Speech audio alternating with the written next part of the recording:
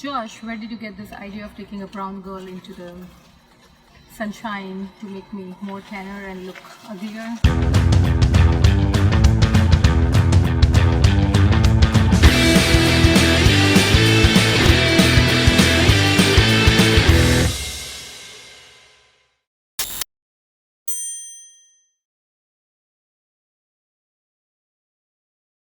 Jigna for Getting the Global. Jigna, thanks for joining us.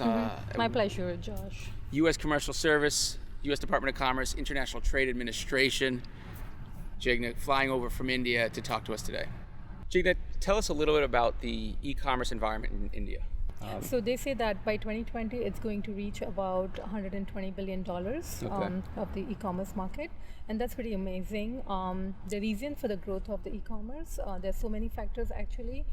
So India is a country of about 1.25 billion people, and if you look at the demographics, about 30% of the people are in the age group of 21 to 35, which is the millennial youngster consumers with the high discretionary spending income. They are very well informed. They have the smartphones, so the smartphone user base is also about 220 million, which is, I guess, the highest in the world. So they're really evolved consumer base. They have I must have this product for the snobbish appeal, the sense of belongingness to the luxurious product, and that is what is driving the e-commerce market, and of course the convenience of getting delivery at home. Tell us from a foreign company selling into India online, if you do it domestically versus cross-border, are there benefits and challenges? Yeah, so actually e-commerce can be divided into two types, the domestic and the cross-border. Domestic is something where everything happens into the India. So basically, even if a US exporter is tied up with a distributor or the wholesaler into the India, the cross-border actually is happening offline, which is B2B, and then domestically it becomes B2C e-commerce. But when we say cross-border e-commerce B2C, it is when a consumer is actually going on to the US website or approaching directly the US seller and buying the products on their website or where they are listed at. So basically the delivery and the payments are actually happening directly between the seller and the buyer. There's no third party involved in between. But there's 3Ps or third-party providers that will take your product from your warehouse in the US and sell them directly into India. That's right. Yeah, so one example could be like a direct-to-consumer approach, which is what Macy's.com has started doing. So, for example, if I'm an Indian consumer, I like something I want to buy from Macy's.com, maybe like an Anna Klein watch or this Swarovski earring. I go on to Macy's.com. So when the website figures out that I'm actually logging in from India, it will drive me to India-specific web page, and which is where they will tell me that the logistics and the delivery will be taken care by the border free, and the PayPal is there as a payment option. The web page will also calculate the customs, the estimated customs and the duty on the import. So the import duties and the taxes will be calculated, and the shipping cost will also be given to me, and the final price will be shown in INR, which is Indian rupee, in the local currency. Now, there are a lot of these new cross-border direct companies coming up, right? So tell us that model of how much does a U.S. exporter need to understand duties and taxes and regulations if they're selling direct to consumer through a third party? So basically there are this third-party vendors who would actually do it for the sellers. So if the sellers do not have any of their own solution doing the calculation, they could actually give it out to the logistics provider and they would do it all for them. My understanding, Jigna, that some reports are saying India has surpassed China on a direct cross-border B2C. The primary reason could be that the language, so there are no language barriers to it. The other thing is that there's a lot of perception about the young millennials that the US products are far better in quality.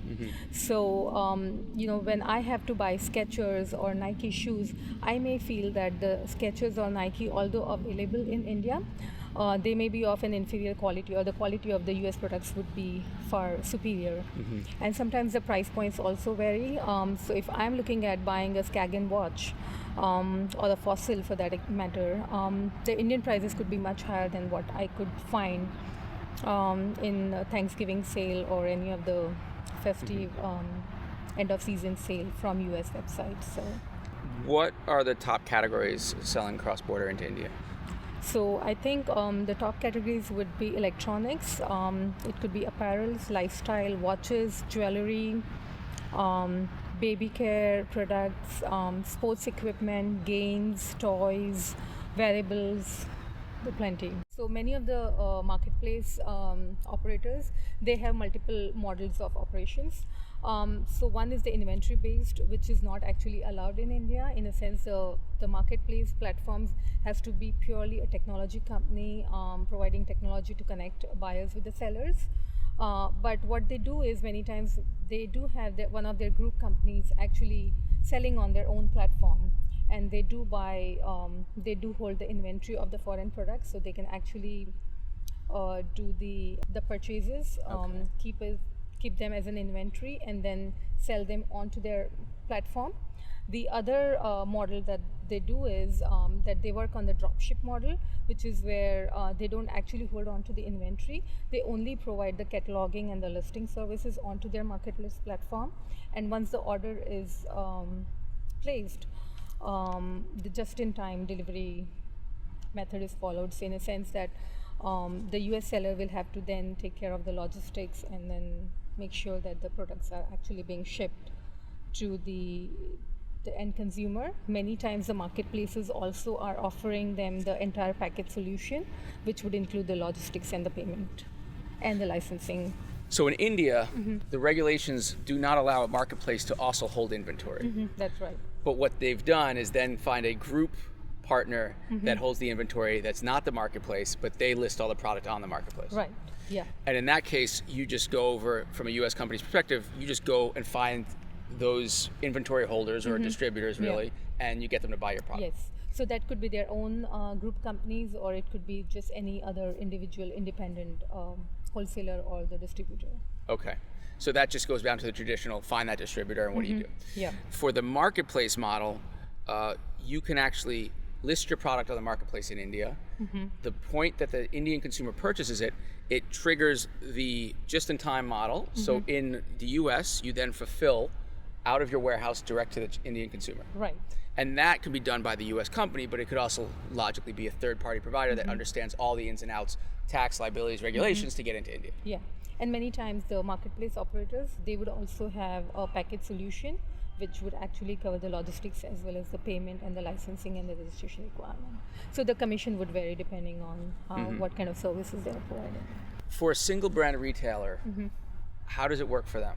So for single brand retailer, it's not pretty simple, in a sense that for a single brand retailer to actually do domestic e-commerce in India, they need to have a physical store open in India. So if they have, like for example, Nike, they do have their own stores in India, and that's why they're allowed to do the e-commerce in India. So if I'm a small business and I have a brand, let's say Pern products, and I make these products myself in the US, if I want to sell them online in India, I can't sell them online through the wholesale model. So how does that work? I can't sell them? So you could do the direct cross-border from your website, which is registered in US, but if you want to do something which is like a domestic pure play e-commerce, then you cannot do it. For that, you need to have your own physical store. You say domestic pure play, but I can do a pure play from the US into India. Yeah, that's okay. But what's the equivalent? You're saying if I wanted to have a pern.in, or is it just the domain, or is it also I want to move inventory on a wholesale level? Yeah. And then, okay. So with the inventory into the India, you cannot do that. Okay, so if Pern Products wants to send inventory into India and then fulfill out of India, we can't do that without having physical stores. Right. Talk a little bit about online payments and India. So there are many options that the consumers would have with the online payments. The most popular being COD, which is cash on delivery. After demonetization, that is kind of diminishing. It took a hit back in November, December, and January when the cash supply wasn't there enough. But slowly it's coming back again into the circulation. There are many other options like paying by credit cards or debit cards or net banking, which is direct transfer from your bank account, and the mobile wallets are also gaining a lot of popularity. What are some of the mobile wallets in India? So Paytm, free charge, which is owned by Snapdeal. PhonePe is Amazon's own mobile wallet. MobiQuick, there are many. So these are the most popular ones. Top 5 general consumer products marketplaces in India. Amazon, Flipkart, Snapdeal, eBay, ShopClues. Which one do you shop on most? Amazon and Flipkart interchangeably, whoever's giving me a better discount and a deal. CrossBorder, Amazon, Flipkart?